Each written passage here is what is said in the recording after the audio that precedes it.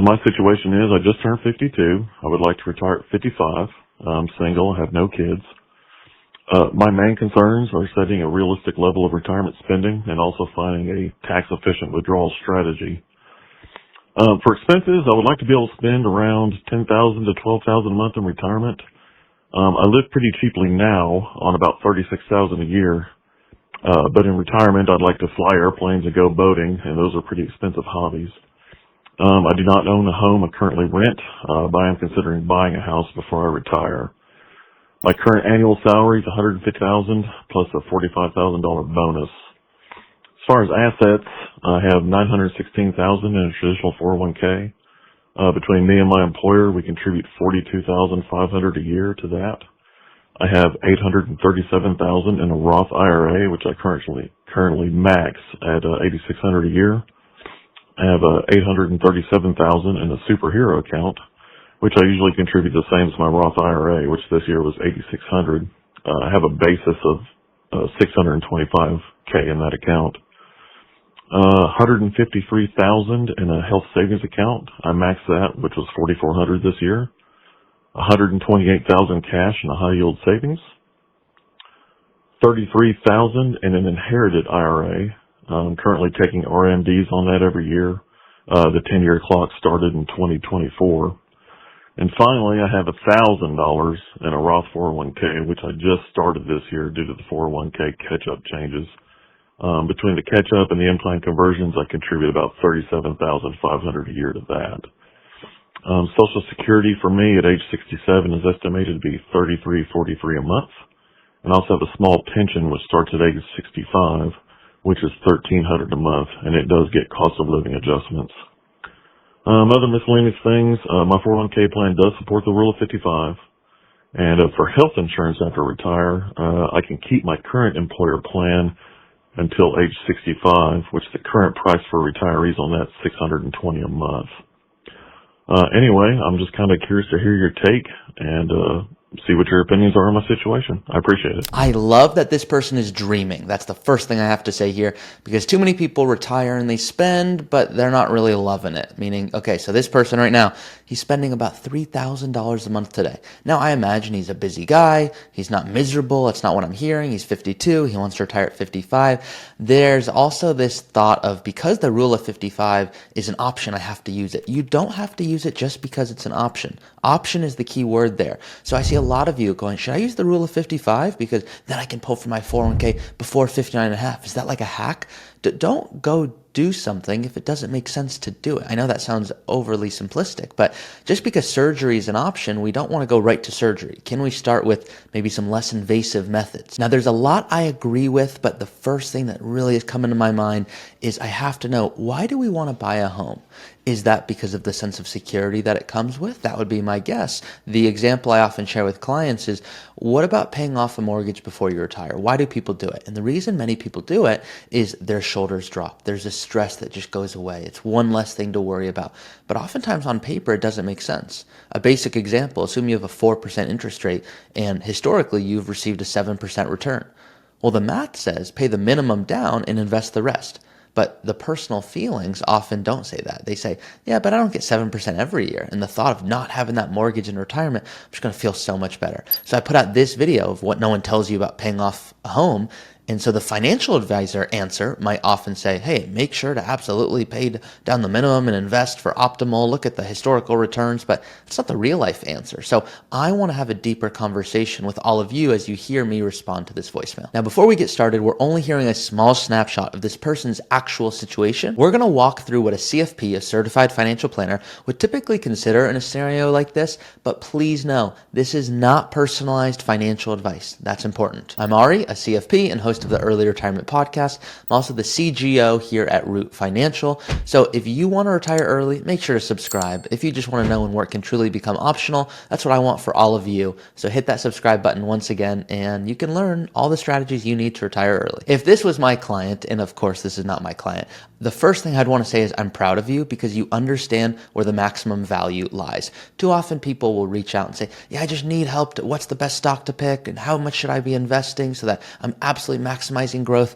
That is helpful, but to a point. Then there's a point where there's other things that hold much more weight in terms of value.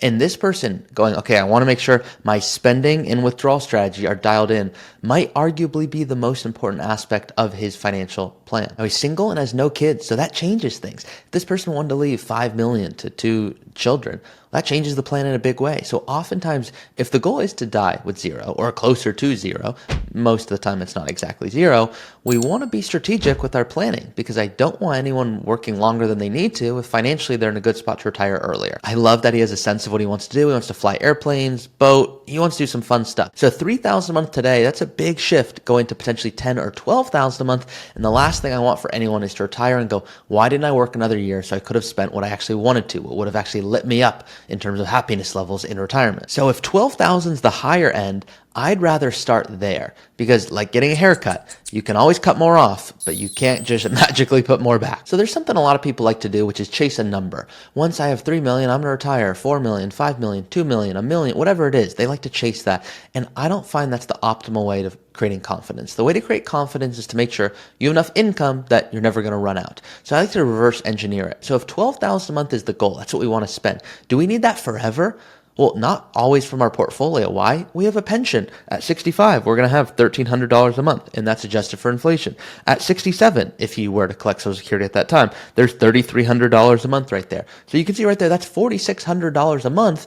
Okay, well, the remainder needs to be covered from the portfolio, but that doesn't start until 65 or whenever he turns on Social Security. So here's the mistake I see way too often, and tell me if this is you, and I'm going to give you 2 options, option 1 and option 2. So put in the comments below, are you more option 1 or are you option 2? Option 1, let's call him person 1, easier than option because that sounds weird. So person 1 is going, yeah, I don't want to retire too early and spend too much because I don't want to look back going, oh my gosh, I overspent the early years and now the latter years of my retirement are stressful. That's people. Person 2 is going, yeah, but I have my energy and my health right now, and assuming my plan allows for it, I want to make sure I'm spending. Are you more person 2 going, hey, if my plan looks good, I'm going to spend that guilt-free knowing I saved for these core years? Or are you more person 1 going, hey, no matter kind of what the math says, I'm just naturally scared to overspend in the early years? And that's okay if that's you, because a lot of these people are going, yeah, I just don't have Social Security yet, and I've got those extra healthcare costs, and I'm probably going to travel more. So it's just, I know I should spend it, I know I deserve to, but it's really hard to do so. And pro tip, if it wasn't hard to do so, you wouldn't be a human. We're not robots. Now I'm going to show you what I mean by reverse engineering it. So $12,000 a month, of course, the timing of this matters, but we're going to keep it simple. So $12,000 a month, if this person retires at 55 and he had $12,000 a month, I would be very honest and transparent and say, okay, I'm going to give you $150,000 a year. It's a little extra of that $12,000 a month. So $150,000 a year, I'm going to give that to you monthly. Do you feel you really would be able to do everything you want to do? And you know what their answer should be is, I don't know. I haven't done it yet. But let's assume they go, yes, I'm very confident I could live in a very comfortable way doing so, knowing there might be some larger one-off expenses here and there, but that would be the base, excluding purchasing a home, of course. Well, if that is the scenario, well, we need to take that $12,000 a month, and we need to divide that. And I'm just going to use an assumption of the 4% rule developed by Bill Bengen, which if you've watched my videos, I'm not a big fan of this rule because it's designed for a 30-year retirement, not 40, 50 years. And if you retire at 55 and pass away at 85, okay, great. But most people are going to live longer than that who are retiring early and prioritizing their health potentially. So the last thing we want is to plan for a time horizon that's not realistic. So if we were to take $150,000 a year and divide that by 0.04, that's telling us it takes about $3.5 million to be able to, assuming we use the 4% rule, generate $150,000 a year. Now, if you haven't seen it, make sure to check out my videos on the guardrails approach, where I talk about how you can actually generate up to 5.6% of your portfolio as long as you're following a strict set of guidelines and managing your portfolio well in retirement. Now, this person has saved and invested well. He has $2.8 million. So he might originally go, oh, if I use the 4% rule, it seems like maybe that's not enough. Does that mean I can't retire? The truth is, it's all about trade-offs. This person might not have the goal of passing away with $2 million. Another person might have the goal of going, you know what, I'm going to do part-time work so that I can leave more behind. Or that's very rare that occurs, but my point is it's all about trade-offs. And you have to ask yourself, would you rather spend $12,000 a month and work until you have $3.5 million?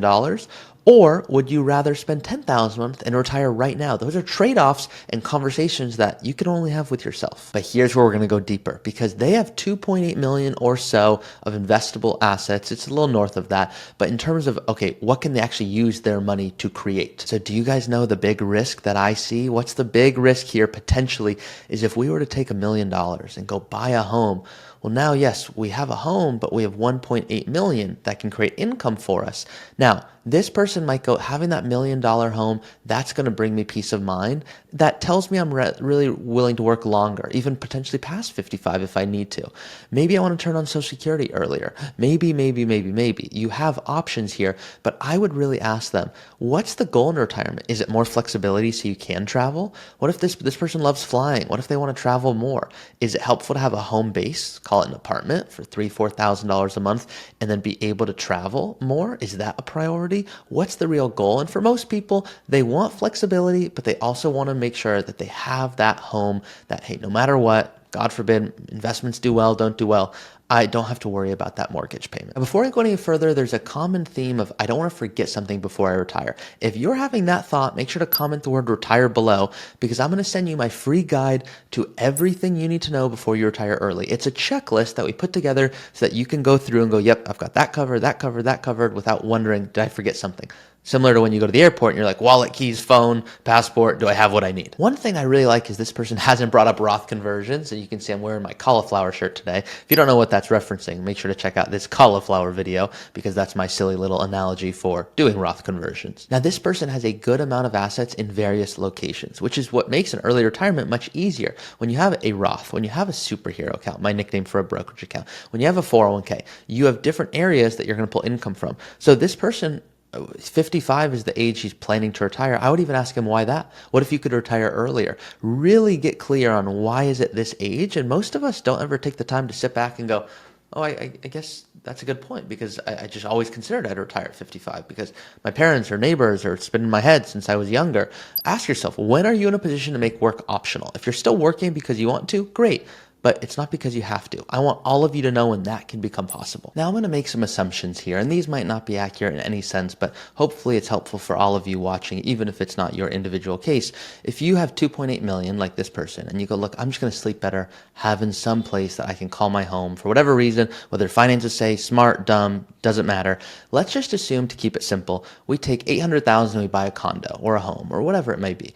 And so now we're left with 2 million of investable assets. Where are we going to pull from to purchase that home? More than likely, we're going to use that superhero account, because that's the most efficient place to do so we don't pay penalties, taxes, or interrupt those big Roth compound tax-free growth fund charts. Now, of course, you don't have to buy that home right now. You might want to wait until you retire to do so. But just for example's sake here, if this person were to do this now, before he retires, maybe there's some confidence there going, yep, I kind of have my home base.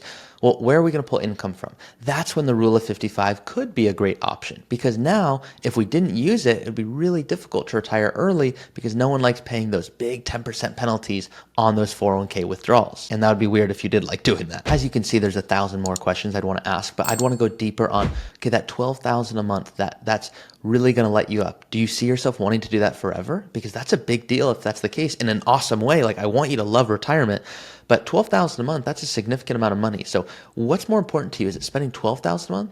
Is it renting to let that superhero account make your retirement income way more efficient? What's the real priority? Because too often I see people go, yeah, I really want to retire early, and I want to buy a home because I'm just going to sleep better, and I also want to spend $12,000 a month, and I also want to make sure I do Roth conversions. And it's like, hey, a lot of these things you're saying you want are conflicting with each other. So let's get clear on what we really want. Does anyone really want to save on taxes? Well, no, they just don't want to pay more than they need to optimize their income. Does this person really truly go, I want to buy a home? No, they don't want to buy a home. They just want to sleep well at night knowing they're okay. They want to, I imagine, go, wow, there's a confidence level to having that home no matter what happens. I like that safety. I like that comfort. If they knew, guaranteed, which of course you cannot do, but if they knew for a fact they could rent and have a more, let's call it optimal financial plan, a strategy that allows them to create income through renting, and you could guarantee they would never run out of money, do you think this person would go, oh, I don't like that? I don't think so. I think they'd go, well, if the plan tells me I'll be okay no matter what, there's a lot of comfort in that. Now, of course, we can't do that. It's like someone guaranteeing you're going to have surgery and be okay. There might be a high probability, but you can't ever guarantee it truly. Now, a $2 million portfolio, assuming you use the 4% rule, would generate about $80,000 a year or $6,600 a month. Now, here's what's interesting. And the reason I'm not really worried about our friend here after age 65, because there's likely going to be a pension. They mentioned that pension would be $1,300 a month adjusted for inflation. There's going to be Social Security at potentially $3,300 a month. So right there, that's $4,600 a month that's going to be coming in, and that's on a consistent basis. Now, assume you use the rule of 72 and you go, my money's going to double in the next 10 plus years. So you take 72, divide that by 7.2, and it tells you how quick your money would double. It's a really cool rule. And if you haven't checked that out, make sure to know about that, because that was one of the first things I learned when I started doing my job. Now, what you can see here is 10 years. Let's assume that 2 million were to double to 4 million, and we still use that 4% withdrawal rate. Well, the reality is it wouldn't likely double because you're also withdrawing from the account. So you need to make sure you're factoring that in. But to keep it simple here, let's pretend the 2 million went to $3 million. So you're withdrawing from it, but it's still getting good growth. Well, if it's worth $3 million and you're able to generate about $120,000 or $10,000 a month, assuming that 4% withdrawal rate, that's $10,000 a month that would be coming in. Plus you have $4,600 coming from Social Security and pension. That's $14,600. But we don't need $14,600. We need $12,000 a month. And that's to probably live on the higher end, because as a reminder in this example, you also no longer have a home payment. You're not renting. So is that $12,000 a month including that? Because remember, we use that superhero account to go buy that condo. So the truth is, if you really want to make sure you're optimizing here, don't over-optimize. And that's a risk of you're saving too well and you're not using numbers to your advantage. That's why I love this stuff. I don't love conversions for the sake of conversions or tax gain harvesting, which I haven't even discussed today, which is another great reason to keep that superhero account and consider renting, but not, of course, because you got to make sure you take the emotional side into things, but that is a big deal here, is if 4,600 is what would be coming in from Social Security pension adjusted for inflation, and we only need 12,000 a month, well, that tells me there's about, let's call it 7,000 plus or so dollars, 7,500 if you will, that you would need, 7,400, excuse me, 7,400 that you would need to come from your portfolio. But if you have a $3 million portfolio at that point and you're generating 10 a month potentially off of that, the truth is that's extra. So this person, 65 and beyond, I don't want them to be 90 with 10, 15, $20 million unless that's their goal. And their money very well may compound. And now you're looking at a required minimum distribution issue. So this is a prime example of someone who has so many moving pieces and they're wondering, okay, how much can I withdraw? Should I use the rule of 55? Do I need to do Roth conversions? What about if I buy a home? And all of these moving pieces are exactly why having an advisor can be really helpful to help plan for your retirement, knowing you don't forget something. A few options for you. Number one, you can comment optimize below. That's if you want to enroll in my academy, where you can take everything I took today, put it into the software and have it spit out and show you, hey, here's what you're on track for, assuming these inputs are accurate, of course. From there, a lot of people go, they use the academy, they go, hey, this is a good starting spot. It's helpful, it's a gut check, but I really want to work with someone so I can enjoy my retirement, so I can fly planes, not worry about should I do conversions or harvesting or rebalancing or whatever it may be. So if that's you, you can always book a free call with us by going to our website, rootfinancial.com, clicking the little button in the corner that says see if you're a fit, answer a few questions, and from there, we might be talking very soon. So hopefully this was helpful. Final thing is, if you want to call the number on the screen, wherever my editor puts it, thank you, editor, is that number is where you can submit your situation, and I might be responding to that in a future voicemail. Thanks. Love you guys.